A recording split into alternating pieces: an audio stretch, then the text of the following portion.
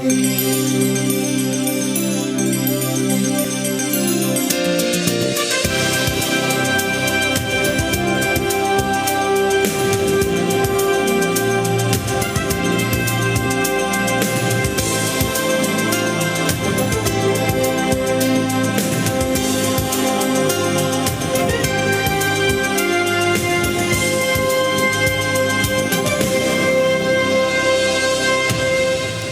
morning and welcome to the 21st annual exhibit of hydrogen and fuel cell technology. We'd like to invite you to sit down and have a drink. The drinks will be served as we speak here.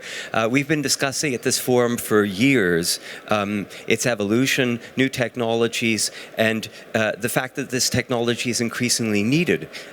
One of the issues, of course, is when we're going to get these automotive applications on the road, how we're going to get the refueling stations up and running, and what we're going to do with renewable energies. There's a number of things to discuss, and we have a specialist here who is from Hydrogenics. They do a lot in this field. I'll be talking to Roel Maeyer, who's Director of Sales and Marketing at Hydrogenics Corporation. Please welcome with me, Roel.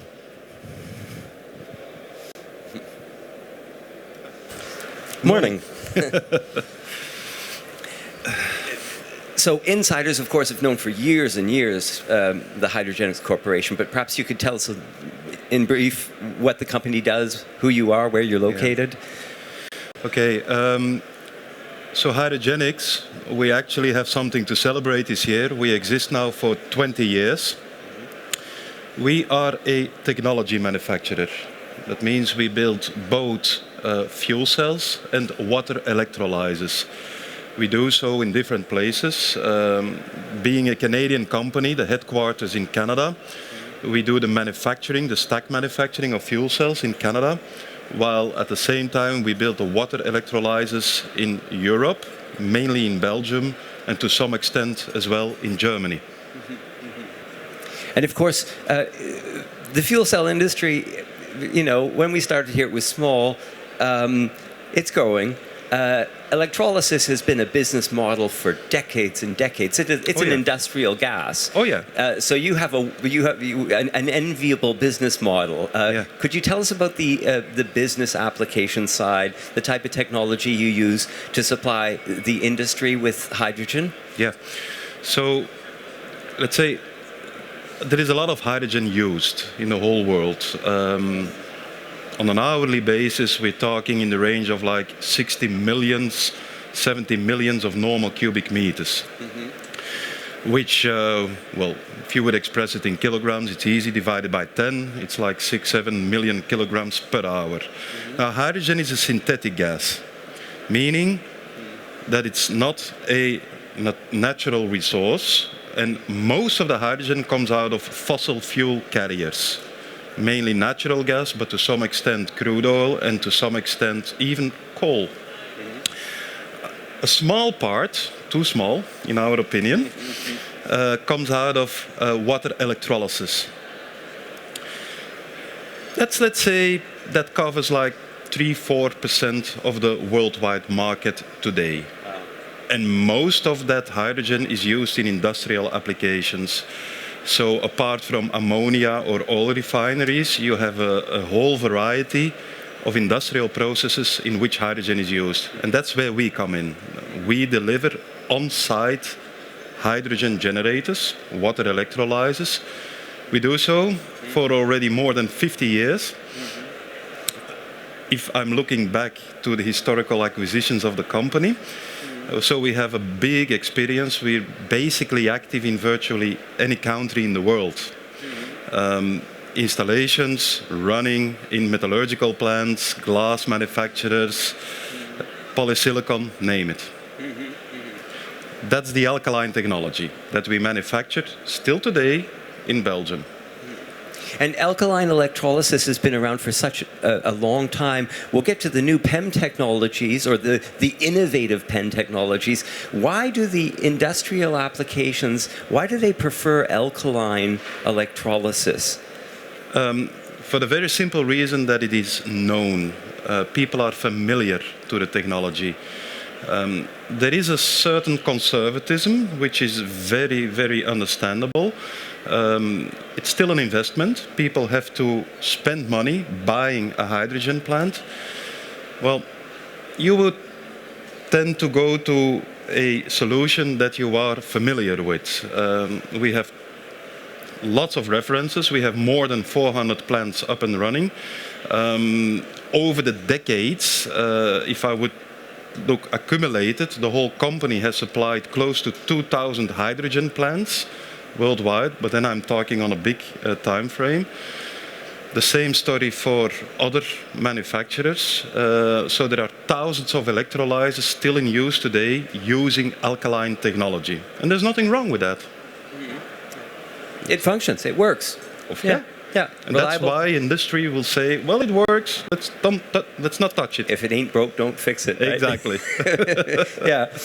Now, I wanted to begin with the stable business model because it's always nice to know that people have stable business models in this fluctuating environment here, where innovations can actually change other people's business models. When something's new on the market, we had the revolution. You extend the battery life a little bit, and all of a sudden, our direct methanol manufacturers are are we competing and so on. There's a few game changers out there right now, and it applies specifically to electrolysis technology, how to get hydrogen supply. And I want to frame this issue a little bit because it is imminent right now. We need to do something, and electrolysis, that is creating hydrogen from electrical energy, may be the technology that has a monstrous market in the future by comparison with the present state. So there are two factors. One of them is the environmental. There are countries here on this field, they are talking about illegalizing diesel propulsion, diesel trucks, diesel delivery vehicles and buses within the country because of the environmental issues they have. In a city like Berlin, if you measure the ozone and the fine particle, Feinstaub pollution, you'll discover that already several times a year, it's beyond legal limits. Even living next to a gas station is a health risk. But fine particle Staub is really, it doesn't leave your body. And so these issues are forcing the question, when are we going to replace conventional combustion engines with something that's cleaner? Of course, hydrogen would be one issue. The other issue, and you can see I'm framing this, the two driving factors for your industry is, of course, energy storage. We have renewable energy that is available. You take the North Sea, you take the wind turbines, and then you discover we're actually turning them off because we do not have the capacity to store this energy and use it later. The demand has nothing to do with the supply. The grid can't absorb it. Batteries are a lousy solution. So these are two areas where electrolysis, your business, your specialty, could be absolutely vital. Let's start with the mobile applications. Okay. What technologies do you supply in order to provide fueling for mobile applications? Okay. So the most conventional approach is that you start with hydrogen production. An electrolyzer. You take electricity, water, you turn it into hydrogen and oxygen. The oxygen is most of the times released to the atmosphere. The second step is you need to compress the hydrogen, because all mobile applications today, they use either 350 bar storage pressure, then I'm talking heavy duty buses, or 700 bar for private vehicles. So you need that pressure. That's an extensive step. It's not like a, how shall I say, do-it-yourself type of compressor you put in there. No, you need to have a high-end, specialized type of compressor with a lot of safety features because of the high pressure. Then you need to take it to a dispenser, which is basically the hose that connects the whole fueling station with the car. But also that dispenser, it has to comply with a lot of safety standards. You need to make sure the temperature is kept under control. That means that you have to go like for very low temperature cooling. And all the safety devices, again, you need to have some communication with the onboard storage. Now, adding all that technology has a cost. It has a cost which is like to a high extent related to the pressure and the second extent to the safety. We supply all those. We have been involved in more than 25 such projects over the years. We call them lighthouse projects, demonstration projects. And they are typically, let's say, not too big in capacity. We're talking about fleets of like 10 or 20 vehicles per day that can be refueled. We see a trend taking it to higher capacity, which is good. Which is good. Because what you see is all the technology involved to get that low pressure hydrogen in a safe way into the vehicle will become relatively more cheap. You have high initial costs, you have a lot of technology on site, but if you have like a small capacity fueling cycle, that means that most of the time the technology will not be into operation. So if you can take it to a higher level, the relative cost of that whole compressor storage dispensing cycle will become cheaper compared to the electrolyzer. In today's fueling stations, the electrolyzer makes up like 1/3 of the total cost. In a large capacity refueler, the cost will be primarily related to the electrolyzer. And that's a good thing. So that's an interesting calculation. The smaller the fueling station, the more the price of the electrolysis device doesn't really matter relative to the Yeah, you could say setup. it. It's still not cheap. Don't get me wrong. Yeah. Which is why the dynamics of everything happening around us are so important. If London decides that its delivery vehicles have to operate on clean fuels, if all taxis are hydrogen-driven fuels, what you need are fleets, basically, to make it viable, practicable. But there's another take that I found interesting when we were discussing why the PEM cell technology is, by comparison with the alkaline technology, why it is so specifically well suited to, for example, fueling stations. If you want to set up a fueling station in the existing infrastructure of a gas station, there are issues of space, aren't there? They are. So the ultimate goal is to have the production on site at the station. You want to get rid of the logistics, bringing the hydrogen there. Sure, you could have a pipeline. That would be an alternative, but let's agree that there are no pipelines everywhere available. So you have your production on site. Then footprint is an issue. For alkaline, it counts less. Most of the business we do with alkaline is industrial, so we are. That could be like a country like Kazakhstan where there's enough space, it's an industrial site. It doesn't matter whether it's one container extra or not. Fueling stations, it's a different matter. Footprint is very important. A second thing I really want to stress is we have more experience because of the whole history with alkaline technology. There is a sentiment that the PEM technology, which is a rather new development, is more eligible for future cost reductions than alkaline. We're less familiar with it. It's all pretty new. We're now involved in like 5 projects with very promising results. But the projections we make is that PEM would be a better candidate for large capacity hydrogen production. I always have to smile when you say relatively new. You've been doing alkaline electrolysis for 20 years. Smaller companies that are relatively new in the business say, oh, we've been doing PEM electrolysis for 5 years. Look at how stable it is.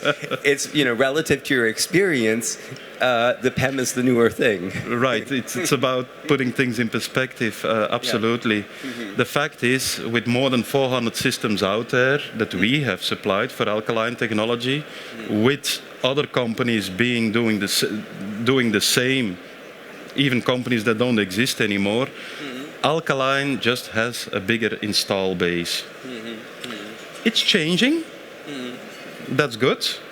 And again, we tend to believe that PEM holds more opportunities to develop further. I'm trying to slowly work toward the transition to the larger issue of renewable energies, and there's one transition question I suppose that I could ask.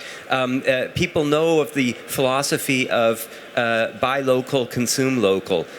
When vegetables travel, or fruit, on average 1,500 kilometers in the United States between production and consumer, a lot of the cost of the stuff we eat is actually the transportation cost. PEM technology, and here, simply on the issue of fueling mobile applications, cars and buses and so on, they're capable of using an existing local source of renewable energy. That is, you put this thing up next to a wind turbine or next to a solar. So are you involved in any projects that combine these technologies, or is this a future business model that you're focusing on? No, I guess what we are looking at, the ultimate goal is that we get rid of fossil, we get rid of nuclear.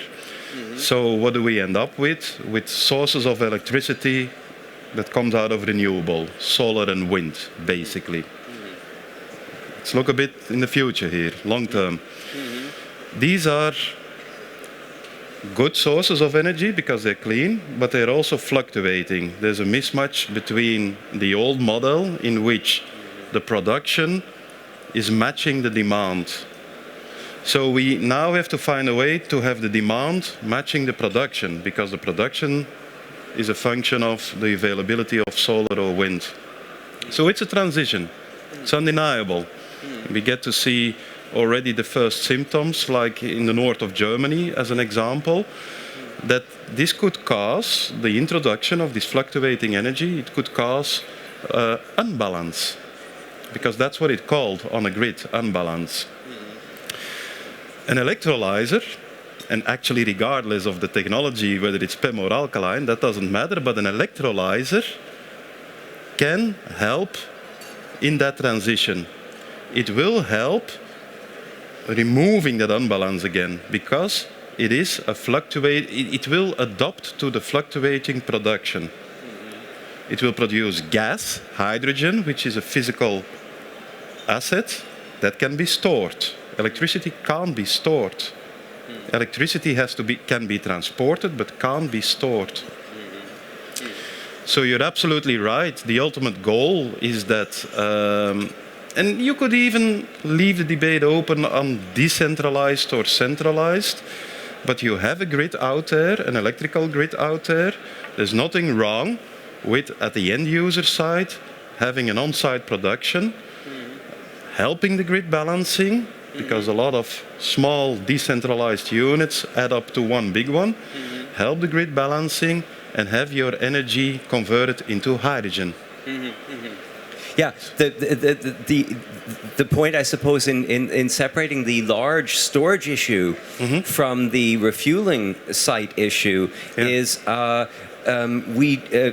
Toyota's mass manufacturing fuel cell cars, and I mentioned, that means 1,500. You say, no, it's 3,000.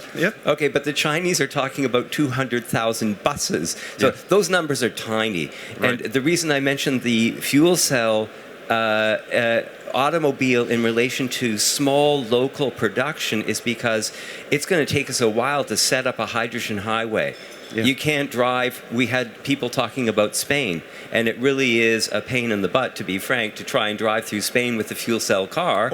And one of the possible solutions is, because this is so scalable, to set up a small autonomous fueling station. Using, and this is why the producing locally, separating that from the grid issue for a second and Yes. saying it is literally possible to set up a station with a small footprint that runs on locally produced, it's not the grid issue, of course, but it allows you to construct an initial infrastructure. Of course, your business model you mentioned at the beginning, for power to gas fleet refueling, you need fleets. Yeah. And that's an urban issue. As opposed to if someone buys a car, if this gentleman here decides to invest the money in a fuel cell car, he wants to be able to drive it from one place to the other. Agree. And there's no fleet. A minimal infrastructure, at least, would be necessary to make that car valuable to him. I fully agree, but then you are getting back to the confrontation that small capacity refueling will be inevitably be expensive because of the compressor storage dispensing cycle. There is some law of physics involved here. We have been looking into the matter of home fuelers. The whole idea being very simple. You have a hydrogen car and you have a cabinet in your garage or on your driveway. You link up your car at night, and in the morning it would be filled with hydrogen, right? As an alternative, like a slow charger type of fueling system. It's a very intriguing idea. I have to admit, it sounds great, but we have been looking into this already several years, and that's already a while back. And you bump onto that high pressure cost. You still need to get in like a special compressor, including all the safety devices, and it doesn't look like you can make this on a for let's say an acceptable price. You will still end up with a certain cost. So that's why you also get to see a trend that, especially in the demonstration projects, buses, fleets of buses, like in the range of 10, 20 buses being refueled, but they have a central location, they have a depot. Therefore, coming back now to the PEM technology, with the PEM fuel stack, we have the PEM electrolysis stack, which is currently the smallest in terms of footprint. It's the largest capacity single stack system. One stack, which is as big as 1 meter by 1 by 1, like a cube, would be enough to fill up 10 buses, to fuel a fleet of 10 buses. If we would have to do that with alkaline, we would end up with 5 times as much footprint. So if you then do the equation for a fleet of 500 buses, or like the example you took, then you feel like footprint is an issue. Yeah. Footprint and cost. I understand the cost issue now, and it's so interesting because where we are right now marketing devices that save money, you're familiar with the forklift truck issue. Yeah. These operate on batteries with a fuel cell, and the batteries never decharge, and you can refuel the fuel cell in 3 minutes. Conventional forklift trucks require 3 sets of batteries to operate continuously. This is a cheaper device, but they also operate in fleets. So that local fueling station, because it has a fleet to rely on, is less expensive per unit. So business model. Same thing. Yeah. So what we really need is a fleet, but it's always this issue of we need the hydrogen highway unless we begin with the urban centers. Let's do this a game changer from another perspective.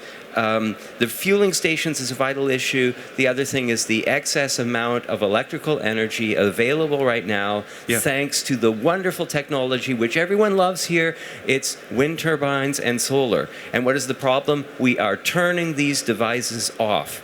Why this is a crime? First of all, a turbine that is being turned off is 100% inefficient. Okay? It's a huge loss. Second of all, to argue about, what's the efficiency of electrolysis is kind of nutty, because everything you save from that energy produced is a win.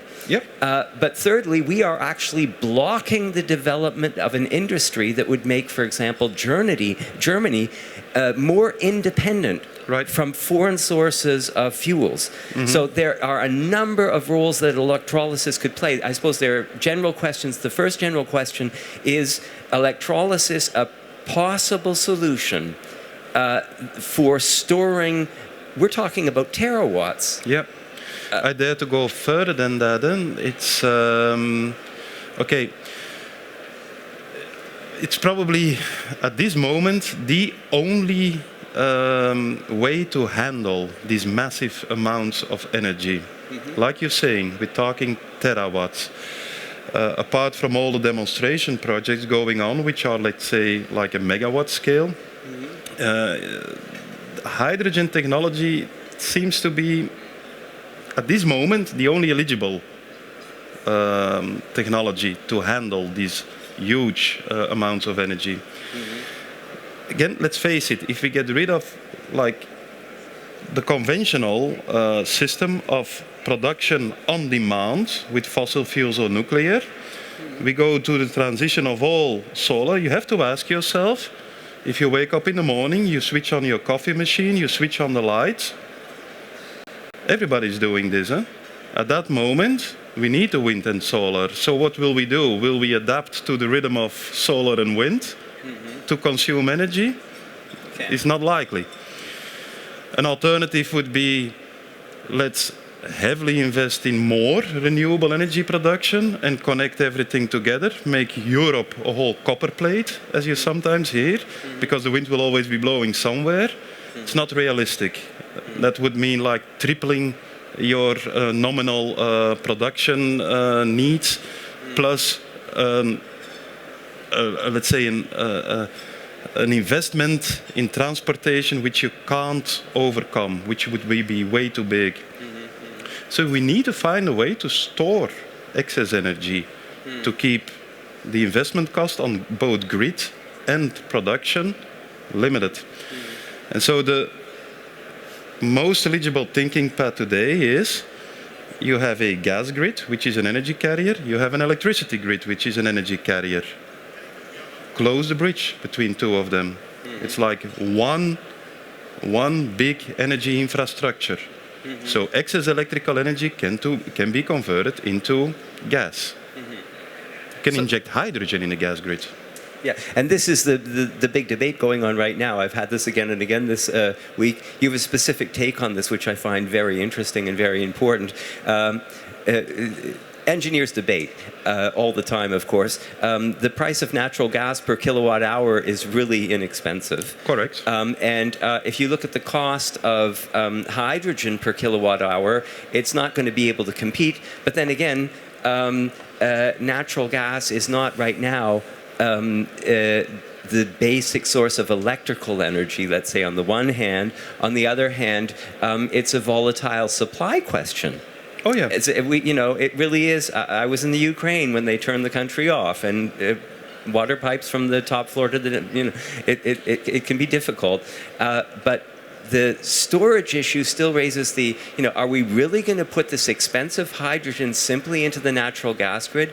Of course, even if it's ineffective in terms of efficiency, it's still allowing us to expand the natural resource of wind energy. We're not wasting it. That's correct. But the interesting thing is you have another way of stabilizing the grid, using it at a way, there's just more reward. There's more financial reward using it as grid stabilization. Could you explain that to the audience, please? It's actually a direct consequence of that, of the introduction of all the renewable energy in the grid. It's a free market, so sooner or later it becomes apparent things have a price. Stability of a grid has a price.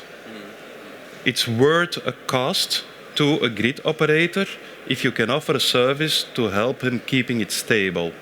It's a direct consequence of that energy policy of introducing renewable energy.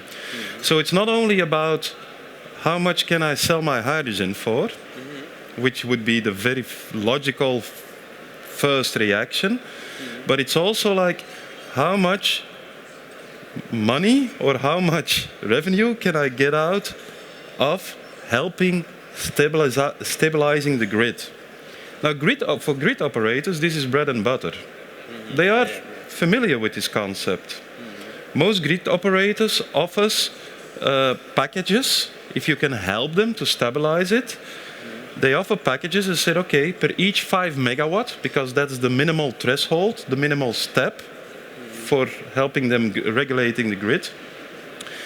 For every package of 5 megawatt, we can work something out, and we could put a price tag on that, regardless of what you do with that power. And that's what's going on now, and that's actually very interesting. But it's again another proof of the need for higher capacity electrolyzer plants. The minimum being 5 megawatts. And fuel cell generation plants, I suppose, they would grow in tandem with the expansion of electrolysis. Absolutely. I mean, the nice thing about hydrogen is it's energy, but it's all split in different stages. And you can tweak and play with the different stages. You have an electrolyzer, fine. Hydrogen comes out of it, fine. Next question, what will you do with that hydrogen? You could inject it in the natural gas grid. That's easy. Just a pipeline connection. And there's a buffer. It's a natural buffer. It's huge, by the way. Yeah, the natural gas grid stores terawatts of energy, doesn't it? Oh yeah. You can store terawatt hours of energy in that natural gas grid.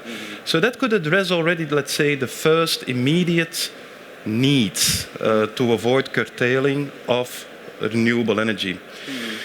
But there are maybe other applications where hydrogen can be used better. Better meaning where hydrogen is, let's say, worth more.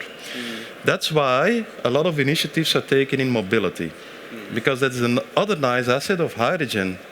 You can carry it on board. You can carry enough energy on board to allow you to drive 500 kilometers on a hydrogen car.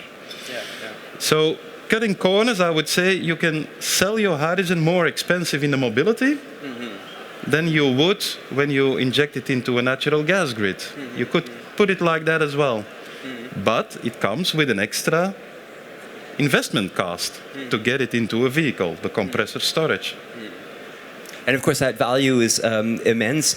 In Germany, everyone's proud of the stability of the grid here. I hope you Germans know that. It's incredibly stable.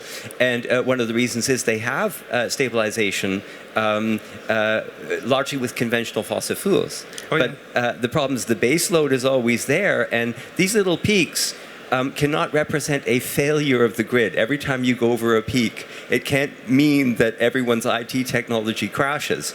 So the value to cover those peaks is high in this country where they say, we don't turn the lights off. They're doing this in Venezuela right now. It's like half the day's lights off.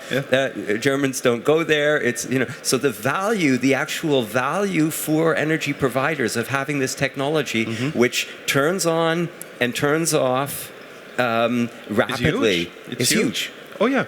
Okay, so that's a huge value proposition for your technology. We should, of course, refer directly to your technology. What are we looking at right here? Well, this is a fuel cell, which is basically the opposite of an electrolyzer. You feed this unit with hydrogen and air. Air contains oxygen. The fuel cell will recombine the hydrogen and the oxygen out of the air into electricity. You could almost say that this would be like a battery that never runs empty as long as you fuel it with hydrogen. This device delivers 4 kilowatts. Now, for people who are not so familiar with energy, 4 kilowatts would be enough to power a household, I would say. And actually, the magic all happens in the black part of the stack. The rest is peripheral equipment, pressure control, blowers. So it's already, it's a pretty compact technology. Make the stack a bit larger, and you can fit it into a car. So fuel cells are out there already for a long time. Hydrogenics being one of the leading companies in this business. Some highlights. 2015, we have been supplying a plant delivering 1 megawatt. So that would be like 250 times this. A hydrogen power plant for a stationary application in Korea. We take waste hydrogen, purify it a bit. Normally hydrogen that would have been flared off. That's purified, and now we deliver electricity to the grid, like a baseload power plant, using this technology. We are now also on speaking. While we speak, we are delivering this technology to Alstom to build hydrogen trains. So as opposed to hydrogens. To trains where there are no electricity lines and have to rely on diesel engines. So now there is a project ongoing to develop trains that run on hydrogen. It's a big project. I believe like more than 100 trains anticipated in the next coming years. So things are taking up, and that's good because you feel like there is volume. The volume drives the cost down. When the cost is driven down, it will create more volume, so you get the avalanche effect. We would like to see the same with electrolyzer equipment. I should add, if there are questions from the public, we can have time to address one or two.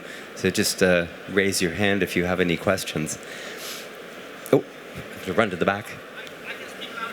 It has to be on the video.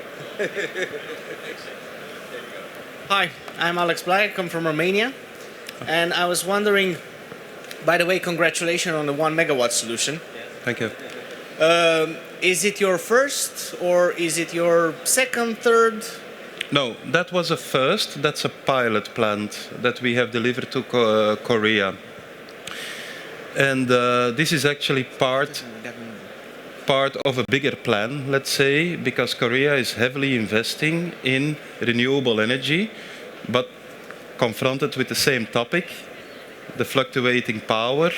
So they also support hydrogen technology to a large extent. So we expect more to come out of that. Okay, that was my question number 2. Okay. Is it, are you plans for more unit in the coming year or 2 years something, or Absolutely, are there other things that you're going to unveil to us, or it's just a theoretical approach, let's say? Well, there might be something that would be unveiled very shortly, but I can't comment on that. But definitely we see, let's say, an uptake in these larger projects, which is good, which we can only applaud as a manufacturer, because that's what we need to get this technology to a next level. Yeah, you mentioned when we were preparing for this conversation that the PEM electrolysis, which is it's scalable, it's wonderful, it's your electrolysis of preference for its small footprint and also for large production. Yeah. But it's still being tweaked and fine-tuned. Oh yes, it's absolutely. Stable, and what really reduce costs, both in the fuel cells for mobile applications and in the PEM electrolysis, is volume. Absolutely. Look, you spend a lot of time engineering a system. Let's take the example of that 1 megawatt stack, because that's what we call it, the electrolyzer stack. Well, you can design something as a draftsman. You make your drawings, you use software to do the theoretical modeling, you use your knowledge, your expertise to determine the materials to be used. But then you have to build it. Yeah.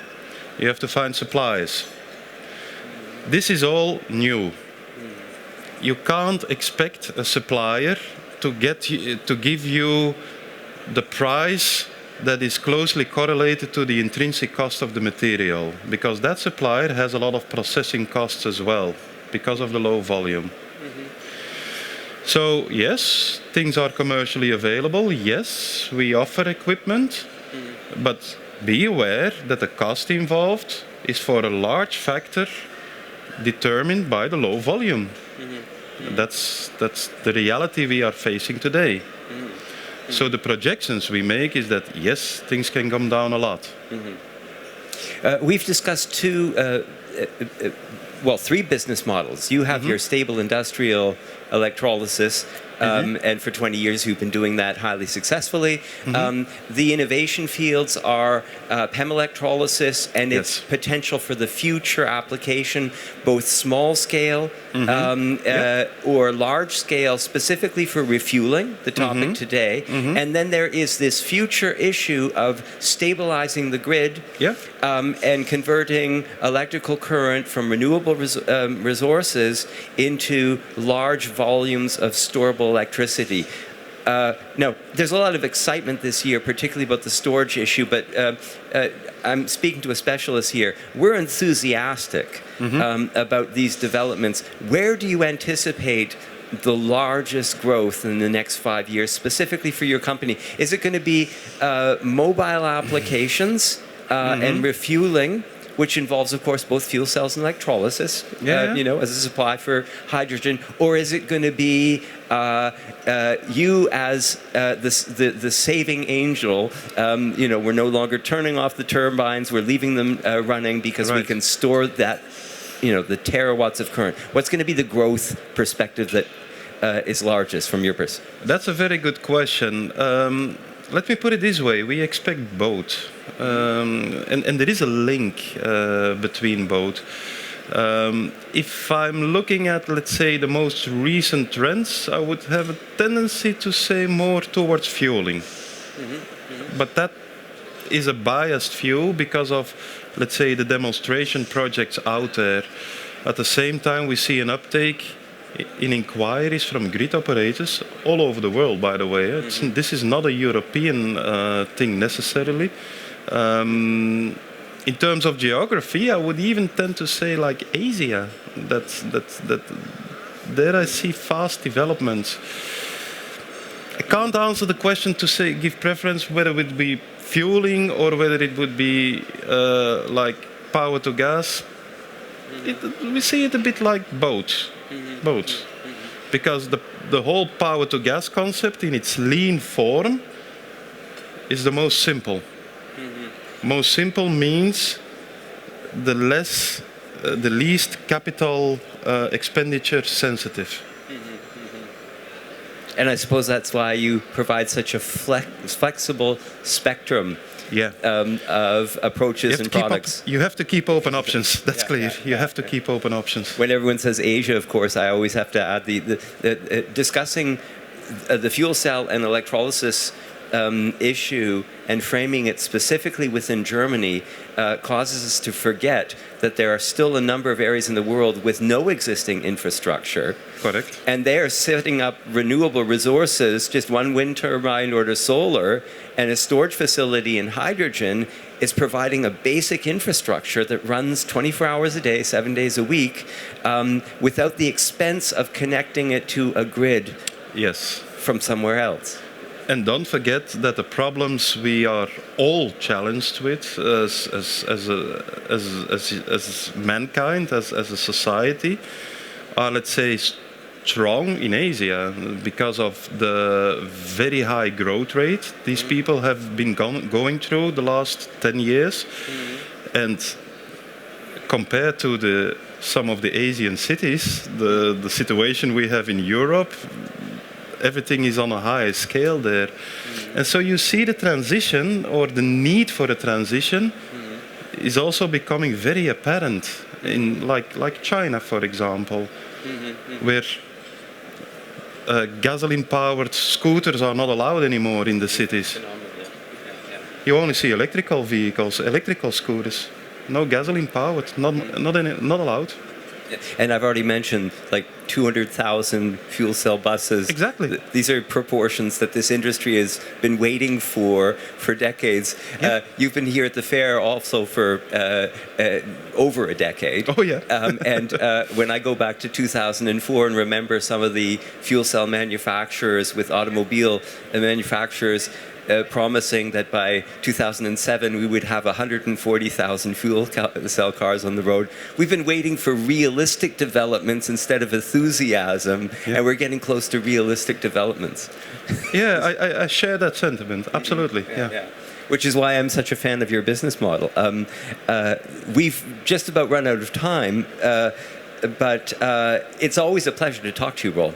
I hope you come back next year and keep us in touch. We've gone way over time, but if I have you here on stage, I like to take advantage of your immense knowledge and your broad approach to all these issues. I have been talking to Roel de Maeyer, who's Director of Sales and Marketing from Hydrogenics. Their beautiful booth is just over there. It's C65, sorry. Visit them, and you can find more specific details there at their booth, also their demonstrations, and a further look at this wonderful device here. And we'll have to keep in touch with further developments. We do anticipate a lot from your company. It's a pleasure talking to you. Pleasure was all mine. Thank you. Thank you. And thank you. Kurze Umstellung, wir machen weiter auf Deutsch, deswegen ändere ich die Sprache. Was erwartet man von der Uni im ersten Jahr? Man erwartet eine gute Einführungsveranstaltung, damit man versteht, was ist. Na? Und das fehlt uns manchmal hier, dass man sozusagen von Grund auf erklärt, was diese Technologie macht, wie macht diese Technologie das und wie kommt es dazu, dass man das zu Hause anwenden kann oder in einem Auto. Es ist wirklich leicht zu verstehen. Und man braucht nur diese Einführungsveranstaltung. Gerade das bietet Uli Walter, der sitzt ja da und bereitet sich vor, eine Einführung in die Wasserstoff- und Brennstoffzellentechnologie. Er macht es mit Dr. Lars Rutsch, who's vom Fraunhofer Institut. Die werden hier ein Demonstrationsobjekt ausrollen und die werden auch Preise vergeben für diejenigen, die gut zuhören und daraus schlau werden. Also bleiben Sie sitzen und holen Sie sich einen kostenlosen Kaffee und wir sind wieder hier in 10 Minuten.